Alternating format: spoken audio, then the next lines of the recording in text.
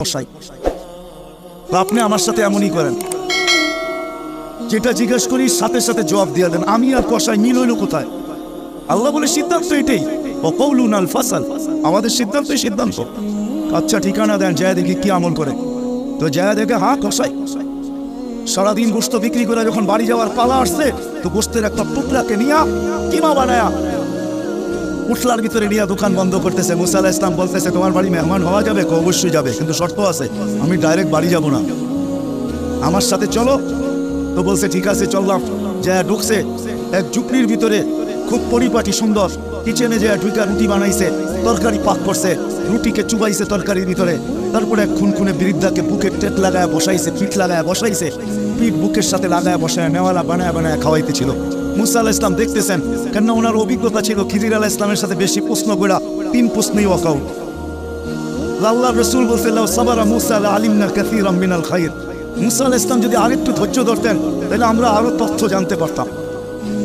তো উনি বুঝে গেছেন চুপ থাকাই ভালো, কিচ্ছু জিজ্ঞাসা করেন নাই। যখন খাওয়া দাওয়া শেষ, পরিপাটি শেষ, সোয়া দিয়া এখন বলতেছে পাশেই আমার বাড়ি, চলো আমার বাড়িতে মেহমান থাকবে। এখন আর চুপ থাকতে পারেন নাই। তো বলতেছে শোনো, এই বৃদ্ধা কে? আমার মা। সকালে যখন যাই তো পরিপাটি করা যাই, খেদমত করা যাই, বিকালে যখন আসি তো আগে মার খেদমত করি, তারপরে নিজের ঘরে যাই। তো বুঝলাম, কিন্তু তুমি খেদমত করার পরে মা জানি হাত উঠে কি বললো? খুনখুনে বৃদ্ধা তো দাঁত নাই। বলছে দূর, বাদ দাও পাগল মা। যখনই খেদমত শেষ করি তো হাত উঠায় বলে আমাকে মুসার, আমার সন্তানকে আল্লাহ জান্নাতে মুসা আলাইহিস সালামের সাথী বানায় দিয়েন। তো মুসা আলাইহিস সালাম চিৎকার দিয়ে বলতেছে মা পাগল না, মুসারও মেহমান থাকার প্রয়োজন নাই, জানার দরকার ছিল তুই আমার বন্ধু হইনি তো হইনি কি করে, আমার বন্ধু হইনি তো হইনি কি করে। এই জন্য আমল দ্বারাই আকর্ষণের পাত্র হইতে হবে। বৃষ্টি আর রহমতের বৃষ্টি চলে আসছে। আল্লাহ আমাদেরকে আমল নিয়ে বলার তৌফিক দান করেন ইনশাআল্লাহ। আপনাদের বিবেকের লজিক কি বলে? আল্লাহর কাছে হবে, ঠিক না? সে আল্লাহর থেকে দূরে কেন? যুবক যৌবন পাওয়ার পরে আল্লাহর থেকে কাছে হবে, দূরে কেন? আল্লাহর কাছে হবে যৌবন পাওয়ার পরে, কেন? যৌবন যে জিনিস, এটা দুনিয়ার কোথাও পাওয়া যায় না। যাইতে পারো কলিকাতা হারবালে, কিন্তু যৌবন পাওয়া যাবে না। যাওয়া যাবে মডার্ন হারবালের কাছে, চাইনিজ হারবাল আর আমেরিকান হারবাল। হ্যাঁ, পোস্টার কুমিল্লা তো আছে আমেরিকান হারবালের, না নাই? হ্যাঁ, দেখায় দেবো। আমি রাস্তায় দেখতে দেখতে আসতেছিলাম। আমেরিকান হারবালের কাছে গেলেও যৌবন ফিরা পাওয়া যাবে না। যৌবন ভিন্ন জিনিস। যৌবন, যে যুবক যৌবন পাইল, তার উচিত ছিল আল্লাহর কাছে। আল্লাহর থেকে দূরে গেল কি করে? আমার বিবেক বোঝে না, আমি যোগ বিয়োগ মিলাইতে পারি না যে এই প্রবাদ বাক্য কেন হইলো, গাছে ফল হইলে ডালপালা ঝুঁকা যায়। ও বুঝি এটা ওই গাছ যে নারকেল গাছ, যতই দৌড়ো কে ঝুঁকবে না, ঠিক না? এটা মনে হয় ওই গাছ, বিদ্যা যতই হোক সে ঝুঁকবে না। মানে বিদ্যান হওয়ার পরে আল্লাহর কাছে হওয়া উচিত। যুবকের যৌবন পাওয়ার পরে আল্লাহর কাছে হওয়া উচিত। রূপসীর রূপ পাওয়ার পরে আল্লাহর কাছে হওয়া উচিত। যোগ্যতা আলাদের যোগ্যতা পাওয়ার পরে আল্লাহর কাছে হওয়া উচিত ছিল। কিন্তু আফসোস, আমার সমাজকে তো আল্লাহ ডেকে আনতে পারে না। 24 ঘন্টার ভিতরে 5 বার ডাকে। আমি তো বলি আল্লাহ নামাজের জন্য ডাকে না। ওলামা হয়তো একমত নাও হইতে পারে আমার সাথে, আল্লাহ নামাজের জন্য ডাকে না। এই উম্মতকে এতটুকু ভালোবাসেন, এতটুকু ভালোবাসেন যে আল্লাহ কথা বলার জন্য ডাকেন, নামাজের জন্য ডাকেন না। এই জন্যই মনে হয় কিতাবালা লেখছে মুসাল্লি উনাজি রব্বা, নামাজি আল্লাহর সাথে কথা বলে। রাত্রটা যখন পার হয়ে যায়, সুবে সাদেক যখন হয়ে যায়, তো আল্লাহ চিৎকার দিয়ে মনে হয় বলতে থাকেন রাতটা পার হয়ে গেল, তোর সাথে কথা হইল না, জলদি একটু উঠ না, একটু আয় না, তোর সাথে একটু কথা বলি না। আবার যখন সকালেরটা ফজরেরটা শেষ হয়ে যায়, আবার দুপুর আসে, তখন যেন আল্লাহ বলতে থাকে সেই সকালে কথা হইলো, এখন তো দুপুর হয়ে গেল, তোর সাথে কথা হয় না, একটু আয় না, দুপুরে একটু কথা বলি না। দুপুর যখন ঘনায় আসর বিকাল হয়, তো আল্লাহ আবার ডাকে সেই দুপুরে কথা হলো, এখন তো বিকাল হয়ে গেল, আয় না তোর সাথে একটু কথা বলি না। বিকালের পরে যখন সূর্য ডুবে যায়, তো আল্লাহ আবার বলে সেই বিকালে কথা হলো, আর সূর্যটা ডুবে গেল, এখন তো রাত্রই হয়ে গেল। আয় না তোর সাথে একটু কথা বলি না, যেটাকে মাগরিব বলে। আপনি বলবেন এশারের সময় কেন কথা বলে? আমার মন বলে এশারের সময় মনে হয় এই জন্য কথা বলেন যে একটু পরেই তো ঘুমায়া যাবি, কাল সকালে উঠাইলে তো উঠবি, যদি না উঠাই তো আর কোনোদিন উঠা হবে না, চিরদিনের জন্য নিদ্রা হয়ে যাবে, তোর সাথে আমার কথাও হবে না, একটু পরে তুই ঘুমায়া যাবি। আয় না শেষমেশ তোর আর আমার একটু কথা হইয়া ঘুমা। আমার তো মনে হয় আল্লাহ কথা বলার জন্য ডাকে, নামাজের জন্য ডাকে না। কেন এই মজমায় একজনও হাত উঠাইতে পারবে কিনা আমার সন্দেহ আছে যে আমরা যে নামাজ পড়ি আজ পর্যন্ত ওলামা ছাড়া একজনও এখানে হবে না। অথচ কুমিল্লা, নোয়াখালী, কুমিল্লা এই বেল্ট ওলামাদের জায়গা। ওলামা বাংলাদেশের সবচেয়ে বেশি ওলামা এই অঞ্চলে, কুমিল্লা, নোয়াখালী।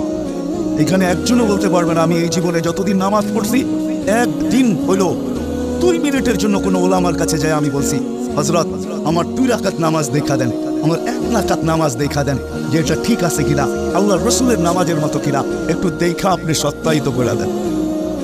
একজনও এখানে নেই। হাতটা বলতে পারবেন না যে আমি আমার নামাজ যায় কোনো আলেমের কাছে সত্যায়িত করছি। কতজনই তো কুমিল্লা পাওয়া যাবে 6 মাস পর পর সিঙ্গাপুর। বৎসরের মাথায় তো যাই যায়, কেন? ফুল চেক আপ করে আসি শরীরটা কোনো সমস্যা হইল কিনা দেখার জন্য। প্রতি বৎসরে যদি আপনার শরীরটাকে চেক আপ করতে হয়, তো জীবনে কি একবারও নামাজটা চেক আপ করার দরকার ছিল না? রাগ হয়ে গেলেন? কুমিল্লার মানুষ রাগ হয় না, কিন্তু জীবনে তো একবারও নামাজটা চেক আপ করার দরকার ছিল। জীবনে তো একবারও আমার সূরাগুলা চেক আপ করার দরকার ছিল। জীবনে তো একবারও দুরূদ শরীফটা চেক আপ করার দরকার ছিল, যে দুরূদ আপনাকে জান্নাতে নিয়ে যাবে। আমি দলিল দিতেছি, এই উম্মত জাহান্নামে দুজক থেকে পুলসেরাতের থেকে পয়লা গেল, ডাইরেক্ট দুজকে যাবে না। এই উম্মতে মুহাম্মাদি সাল্লাল্লাহু আলাইহি ওয়াসাল্লাম দুজকে যদি পুলসেরাতের থেকে পড়েও যায়, পুলসেরাত ধরে লটকায় থাকবে, চুলা থাকবে, অপেক্ষা চলতে থাকবে দুরূদ আছে কিনা। যদি দুরূদ থেকে থাকে, নবীজির উপরে পড়ছে, ওই দুরূদ থেকে থাকে, তাহলে দুরূদ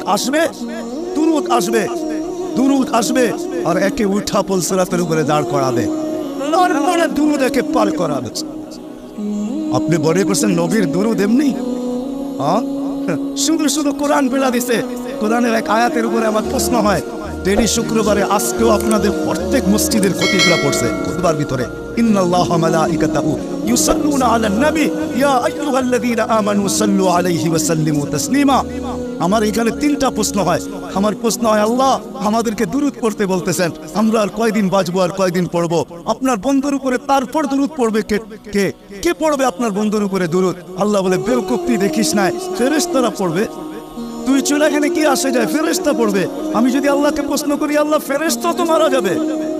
কিতাবে তো পাই মালাকুল মউতকে মৃত্যুর কুলে ঠেলা পড়তে হবে। সর্বশেষ উনি মারা যাবেন, গুনার পরে আর কেউ মারা যাবেন না। সর্বশেষ আল্লাহ জিজ্ঞেস করবে মান বাকিয়া, কে বাকি? তো মালাকুল মউত বলবে আনা ওয়া আনতাল হাইয়ুল্লাযী লা তামুত, আমি বাকি আর আপনি চিরঞ্জীব, আর কেউ নাই। আল্লাহ বলবে ফাতামুত আনতা, এবার তোমার পালা, তুমি বড়। আল্লাহ চুক্তি দিবে লি আন্নি কাতাবতুল মউত আলা মান তাহতা আরশি, আমার আরশের নিচে লেখা আছে, দেখো আমার আরশের নিচে যে আছে তাকে মৃত্যুর স্বাদ পান করতে হবে, হবেই হবে। আল্লাযী হাইলা ইয়ামুত ফাহুয়া ফাওকা আরশি, যে চিরঞ্জীব সে আমার আরশের উপরে বিরাজমান, তুমি আরশের নিচে বিরাজ, তুমি মরো। সায়ুলকি আলাইহি সাকারাতুল মউত, মৃত্যুর যাতনা আল্লাহ ওনার উপরে ঢালবেন, উনি জমিনে পড়বে আর একটা চিৎকার দিবে, যেখানে আছে ওইখানে পড়বে আর একটা চিৎকার দিবে, আর বলবে লাউ আলিমতু সাকরাতাল মাউত মা কাবাসতু আরওয়াহুল মুমিনিন। মৃত্যুর যাতনা যদি আমার জানা থাকতো, তাহলে কোনো মুমিন মুসলমানকে আমি এত কষ্ট দিয়ে নিয়ে আসতাম না। মৃত্যুর এত কষ্ট, আল্লাহকে যদি প্রশ্ন করি ফেরেশতা তো চলে যাবে, তো আমাদের নবীজির উপরে দুরূদ কে পড়বে?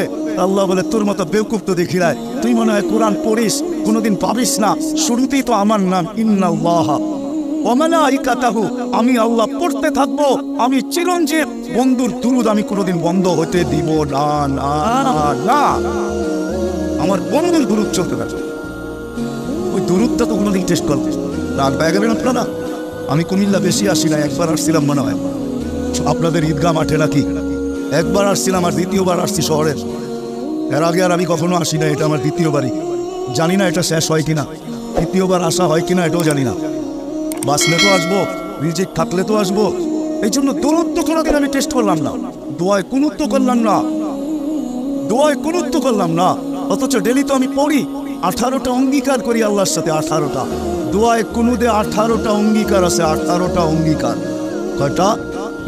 রাগ হয় না কিন্তু, আজ পর্যন্ত কোনো আলেমও ভাবে কিনা আমি জানি না, দোয়ায় কুনুত পড়ে আর ভাবে কিনা যে আমি আল্লাহর সাথে অঙ্গীকার করতেছি। 18টা অঙ্গীকার দোয়ায় কুনুদে, কয়টা আমি পুরা করতেছি?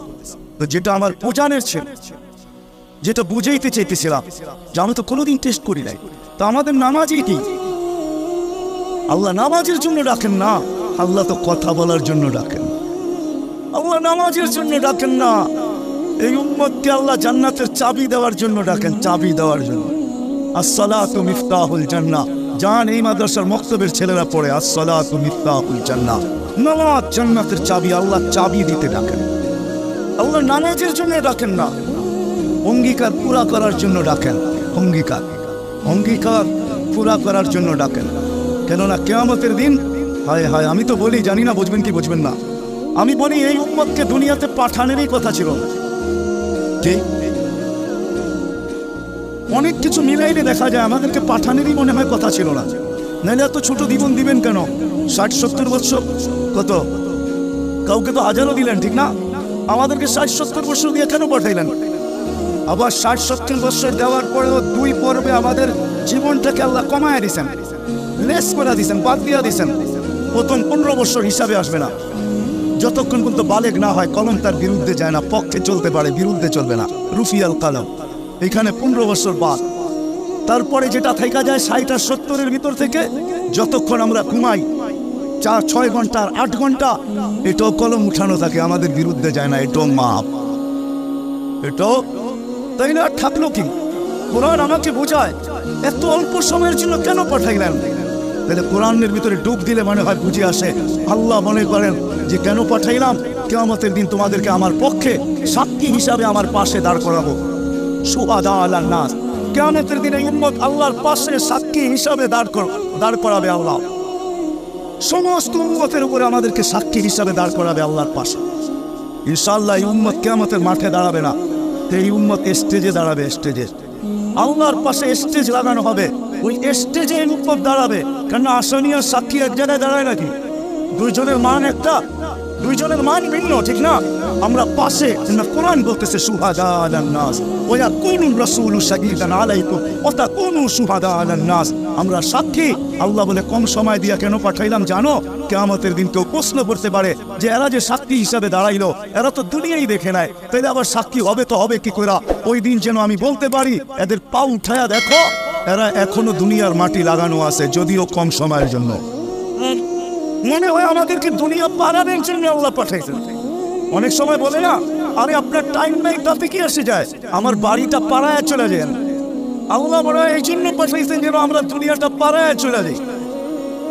অল্প সময় দিয়ে আল্লাহ পাঠাইছেন, বেশি সময় আমাদেরকে দেন নাই, শুধু নবীজির কারণে। এই জন্যই তো আমি বলি, জানি না বলবো আমরা একমত হবে কি হবে না। এই উম্মত দুনিয়ায় আসারই ছিল না।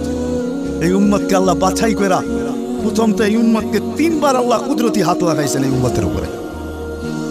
জন্মলগ্নে একবার খালাকতু বিয়াদিয়া, দ্বিতীয়বার কুদরতি হাত লাগাইছেন হুয়াজ তাবাকুম, বাছাই লগ্নে দ্বিতীয়বার আমাদেরকে আল্লাহ বাছাই করছেন। বাছাই সমগ্র মানব জাতির ভিতর থেকে আমাকে উঠাইতে উঠাইতে কত কুঠি উঠানোর পরে মনে হয় আমি আল্লাহর কুদরতি হাতে আসছি। আর আল্লাহ বলছে যা তোকে উম্মতে মুহাম্মদী বাছাই পড়বে। তৃতীয় আল্লাহর কুদরতি হাত লাগছে আমাদের উপরে। আল্লাহ আমাদের উপরে চিহ্ন লাগায় দিয়েছেন। চিহ্ন বোঝেন, যেন কিয়ামতের দিন হারায় না যায়। আল্লাহ সাহাবা জিজ্ঞাসা করছে, ইয়া রাসূলুল্লাহ, সমগ্র মানব গোষ্ঠী উঠবে, আপনি আমাদেরকে খুঁজে পাবেন কি কইরা? আল্লাহ রাসূল হাসতেছিল আর বলতেছিল, চিহ্ন লাগানো আছে, চিহ্ন। ওই সেই চিহ্ন আবার কি? করলাম মুআজ্জিরিনা মিন আসারি সুজুদ, তোমাদের নামাজের জায়গা উঁচুর জায়গার থেকে নূর ফিটা বাহির হবে, আর কারো বাহির হবে না। আমি নূর দেখা চিহ্ন, তোমরা আমার, আমি ডাইকা ডাইকা কাছে দিচ্ছি। চিহ্ন লাগাই দিয়েছেন কুদরতি হাত দিয়ে, স্টিকার লাগাই দিয়েছেন কুদরতি হাত দিয়ে। স্টিকার চিনেন? কোম্পানির লেবেল আছে, এই যে লেবেল লাগাই দিয়েছে কোম্পানি। আল্লাহ আমাদের উপরে লেবেল লাগাই দিয়েছেন কুদরতি হাত দিয়া। কুনতুম খায়রা উম্মাহ, এটা লেবেল, এটা স্টিকার, লেবেল লাগাই দিয়েছেন তোমরা খায়রে উম্মাহ। আফসোস, প্রত্যেকে যাবি আমি হারায় কত দূর চলে গেছি। প্রথম স্বাধীনতা দিয়েছেন আল্লাহ শিক্ষাগত, দ্বিতীয় স্বাধীনতা দিয়েছেন আল্লাহ পেশাগত, তৃতীয় স্বাধীনতা আল্লাহ দিয়েছেন মত আদর্শগত। স্বাধীনতা যদি না দিতেন সব আল্লাহ, আর আপনি টক শোতে বসে বলবেন আল্লাহর বিরুদ্ধে, আর আপনি চিৎকার দিয়ে বলবেন গড ইজ নাথিং। না, অস্তিত্ব কে দিছে? পক স্বাধীনতা, যেটা মত আদর্শের স্বাধীনতা দিছে আল্লাহ। এই জন্য কিচ্ছু বলে শুধু অপেক্ষা করেন, অপেক্ষা। কোরআনও বলে ফান্তাদিরু ইন্নী মাআকুম মিনাল মুনতাদিরিন, আমি অপেক্ষা করতেছি, তোমরা অপেক্ষায় থাকো। আল্লাহ কিসের অপেক্ষা? ইদা জা আজালু, সীমারেখা আসতে দেরি, আখাযনাহু বাগতাতান, তোমাকে আমি ছো মাইরা উঠাইতে দেরি করবো না। লা তুসআলুনা আনিন নাঈম, তারপরে তোমাকে একটা একটা জিজ্ঞাসা করব, তারপরে দেখি তুমি যাও কোথায়, কোথায় যাবে তুমি। সত্য এটাই মত আদর্শের স্বাধীনতা, যেটাকে বলে কি বলে মত আদর্শের স্বাধীনতা আল্লাহ দিয়েছেন, আদর্শগত স্বাধীনতা। নাইলে নাস্তিক হওয়ার কোনো প্রশ্ন ছিল। অস্তিত্ব দিবে আল্লাহ, আপনি বলবেন আল্লাহর বিরুদ্ধে, এটা পসিবল ছিল না, ইম্পসিবল। আল্লাহ দেখায় দিয়েছেন 2020-এ, দেখায় নাই? কি দেখাইছে? না, সারা দুনিয়া, যেই দুনিয়া নিজেকে এত শিক্ষিত মনে করে, এত আপডেট মনে করে, এত এডুকেটেড মনে করে, এত উন্নত মনে করে, এত আধুনিক মনে করে, ওই পুরা দুনিয়াকে আল্লাহ লকডাউন লাগাই দিয়েছে। আপনি বলেন আপনাকে মাস্ক পড়ায় না, আল্লাহ দুনিয়ারে মাস্ক পড়ায় দিয়েছে, দুনিয়াকে। আপনাকে আমাকে পড়ায় নাই, দুনিয়াকে মাস্ক পড়ায় দিয়েছে। আল্লাহ বলে আমি আল্লাহ, ইচ্ছা করলে যা খুশি তা করতে পারি। কি এখনো বহুত মানুষ মাস্ক পড়া করে, ঠিক না? পড়ে না? কি কি ভয়ে পড়ে? করোনা এখনো আছে, ঠিক না? আপনারা বলবেন আমরা তো কুমিল্লার মানুষ, 2020-ও পড়ি নাই, ঠিক না? না পড়তে পারেন, কেন টেলিভিশনে এত বড় বড় দেখছেন আর ভাবছেন নাকের ছিদ্র তো এত বড় না, এটা যাবে তো যাবে কোন দিক দিয়ে, ঠিক না? এখন যদি প্রশ্ন উঠায় মুখ দিয়া যাবে, সারাদিনই তো পান খাই, বিড়ি খাই, সিগারেট খাই, এটা সেটা খাইতে থাকি, মুখ দিয়া যাবে তো যাবে কোন দিক দিয়ে, ঠিক না? এই জন্য নাও পড়তে পারেন। আল্লাহ মত আদর্শের স্বাধীনতা দিয়েছেন। চতুর্থ স্বাধীনতা দিয়েছেন সোসাইটিগত, সমর্থ থাকলে দুনিয়ার যে কোথাও বাস করতে পারে। আমি চিনি কুমিল্লার অনেক মানুষ যারা আমেরিকাতে বাস করে, আমি চিনি অনেককে কুমিল্লার যারা অস্ট্রেলিয়া বাস করে, যারা ক্যানাডায় বাস করে, আমি চিনি ইউরোপে বাস করে, চিনি আমি অনেককে চিনি, আমাকেও চিনে। সমর্থ আছে, দুনিয়ার যে কোথাও বাস করতে পারে। আর পঞ্চম স্বাধীনতা, এই ছোট জীবনটা, যেমন স্কুলে খেলার সময় একটা পর্ব হয়, যেমন খুশি তেমন সাজো। আল্লাহ বলে এই ছোট জীবনটা তুমি যেমন খুশি তেমন সাজতে পারো, তোমাকে কিচ্ছু স্বাধীনতা দিলাম, নাইলে কোনোদিন সম্ভব ছিল না। তো কথা ওইখান থেকে বাহির হয়ে গেছি। যতক্ষণ পর্যন্ত আল্লাহ আল্লাহ রসুলের কাছে আকর্ষণের পাত্র না হব, আর আকর্ষণের পাত্র হব আমলের দ্বারা। কিসের দ্বারা? আর আমল জীবনে আসবে দিনই কথা যত বেশি একাগ্র চিত্তে শুনবো, মনোযোগ সহকারে শুনবো, আর দিলে গাঁদবে, তখনই আমল আসবে। আর আমলের দ্বারা আমি আকর্ষণের পাত্র হব। তখন বংশ কি আল্লাহ দেখবেন না। কুমিল্লার মানুষ, কথা শেষ দিকে চলে আসছি আমি, 6 বার আমি বেলালের বাড়ি দেখছি, 6 বার। ওয়াদি আল্লাহ তাআলা আনহু, আমি 6 বার ইথিওপিয়া গেছি, 6 বার। এই চোখ থেকে পানি 6 বার চড়ছে, শুধু বাড়ি দেখা, ব্যক্তি তো দেখি নাই, কোত্থেকে দেখবো? সে তো অনেক আগে চলে গেছে, তার দেশের মানুষগুলা দেখছে। কিন্তু একটা অনুমান হয়েছে, একটা এটাকে কি বলে, এতটুকু বুঝতে পারছি যে 1400 বছর আগের বেলাল কেমন ছিল। আজকের মানুষগুলোই যখন পছন্দ হয় না, তো 1400 বছর আগেরটা কেমন হবে? আজকের ইথিওপিয়া আদিস আবাবা রাজধানী ইউরোপের সাথে টক্কর লাগায় উন্নত হইতেছে, ইউরোপকে পিছিয়ে রেখা দিতেছে। তাইলে আজকেও যদি মানুষগুলো পছন্দ না হয়, 1400 বছর আগের বেলাল কেমন ছিল? কিন্তু বেলাল যেখানে ওইখানে কেউ নাই। কেমন আকর্ষণের পাত্র, জমিনে চললে জান্নাতের পদধ্বনি মতো জান্নাত। আল্লাহ রসুল কানে শুইনা হিসাব বলছে, বাবা খাইয়া বেলাল, এত বড় আকর্ষণের পাত্র কি করে হইলে? জান্নাতে তোমার পদধ্বনি, তাও আমার আগে আগে, পিছিয়ে হয়তো তাইলে বাইরা নিতাম, আমার আগে আগে দেখতে তো ছিলাম না, তোমাকে পদধ্বনি শুনতে ছিলাম। জিবরিল আলাইহিস সালামকে জিজ্ঞাসা করলাম আমার আগে কে? তো হাসি দিয়া বলল, আবদুকা বেলাল, আপনার গোলাম বেলাল। আয়েশা বলতেছে, হারিস বিন নোমান, তুমি এত আকর্ষণের পাত্র কি করে হইলা? বলছে, কি ইয়া রাসূলুল্লাহ, জান্নাতে ঘুরতেছিলাম, তুমি তাহাজ্জুদে কোরআন পড়তেছিলা, আমার রাত্রেই সফর ছিল, আমি রাত্রেই পৌঁছে গেছি এখানে, আর রাত্রই ছিল, সময়কে আল্লাহ থামায়া দিয়েছিলেন। রাত্র ছিল, জান্নাত ভ্রমণ করতেছিলাম, লাউড স্পিকারে তোমার কোরআন শুনতেছিলাম। জিজ্ঞাসা করলাম হারেস এখানে আসলো কি করে? তো জিবরিল ইসলাম হাইসা বললেন ডেলি রাত্রে পড়ে আর আমরা শুনি। জিজ্ঞাসা করলাম এই মর্তবা পাইলো কি করে হারেস? সে কয় মার পায়ের তুলার বদৌলতে, মার খেদমত করে। আজকালকার সমাজের যুবকরা তো সন্তান মা বাবার খেদমতই করতে চায় না। বললে আবার কুমিল্লার মানুষ রাগ হয়ে যায় কিনা জানি না। হ্যাঁ, কুমিল্লা আসতে এই জন্য মনে ওঠে, হয় ওই দিনের কথা মনে ওঠে যেদিন পুলিশ লাইনের সামনে সন্তান বাপকে গুলি করে মারছে। বুঝা গেছেন না? বুঝা গেল নাই? মারে নাই? বুঝা গেলেন? আমি তো বলি নাই আপনাদের এই কাহিনী। কুমিল্লা দিয়ে গেলেই আমার মনের ভিতরে ওঠে যে হয় কোন সমাজে জন্ম নিলাম, কোন দুনিয়াতে আসলাম। আপনাদের এই কুমিল্লা করছে, নেটে সার্চ দেন, দেখেন লেখা আছে, পত্রিকা উঠছে, মিডিয়ায় আসছে। বাকিগুলা বাদিয়ে দিলাম, ঐশীর কথা বাদিয়ে দিলাম, ঠিক না? ঐশীর কথা বাদিয়ে দিলাম। সন্তান কোথায় আসলাম? সন্তান মা বাবাকে গুলি করে হত্যা করে, হায় হায় হায়, অথচ মার খেদমত করে হারিস বিন নোমান। আরেকটা মনে উঠলো, এই জন্য বলতেছি, মুসা আলাইহিস সালাম আল্লাহকে জিজ্ঞাসা করছে, আল্লাহ আমার জান্নাতের বন্ধু কে? কয় কসাই।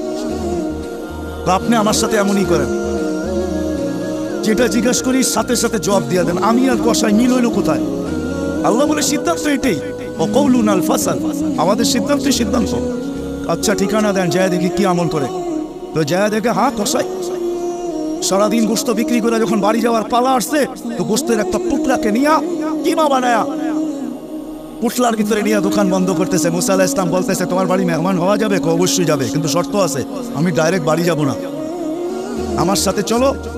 তো বলছে ঠিক আছে চললাম। যা ঢুকছে এক ঝুপড়ির ভিতরে, খুব পরিপাটি সুন্দর, কিচেনে যে ঢুকা রুটি বানাইছে, তরকারি পাক করছে, রুটিকে চুবাইছে তরকারির ভিতরে। তারপরে এক খুনখুনে বৃদ্ধাকে বুকে টেট লাগায় বসাইছে, পিঠ লাগায় বসাইছে, পিঠ বুকের সাথে লাগায় বসায় নেওয়ালা বানায় বানায় খাওয়াইতেছিল।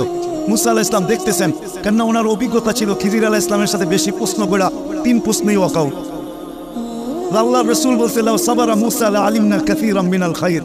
মুসা আলাইহিস সালাম যদি আরেকটু ধৈর্য ধরতেন তাহলে আমরা আরো তথ্য জানতে পারতাম। তো উনি বুঝে গেছেন চুপ থাকাই ভালো, কিচ্ছু জিজ্ঞাসা করেন নাই। যখন খাওয়া দাওয়া শেষ, পরিপাটি শেষ, সোয়া দিয়া এখন বলতেছে পাশেই আমার বাড়ি, চলো আমার বাড়িতে মেহমান থাকবে। এখন আর চুপ থাকতে পারেন নাই। তো বলতেছে শোনো এই বৃদ্ধা কে? আমার মা। সকালে যখন যাই তো পরিপাটি করে যাই, খেদমত করে যাই, বিকালে যখন আসি তো আগে মার খেদমত করি, তারপরে নিজের ঘরে যাই। তো বুঝলাম, কিন্তু তুমি খেদমত করার পরে মা জানি হাত উঠে কি বললো? খুনখুনে বৃদ্ধা তো দাঁত নাই। বলছে দূর, বাদ দাও পাগল মা। যখনই খেদমত শেষ করি তো হাত উঠায় বলে আমাকে মুসার, আমার সন্তানকে আল্লাহ জান্নাতে মুসা আলাইহিস সালামের সাথী বানায় দিয়েন। তো মুসা আলাইহিস সালাম চিৎকার দিয়ে বলতেছে মা পাগল না, মুসার মেহমান থাকার প্রয়োজন নাই, জানার দরকার ছিল তুই আমার বন্ধু হইনি তো হইনি কি করে, আমার বন্ধু হইনি তো হইনি কি করে। এই জন্য আমল দ্বারাই আকর্ষণের পাত্র হইতে হবে।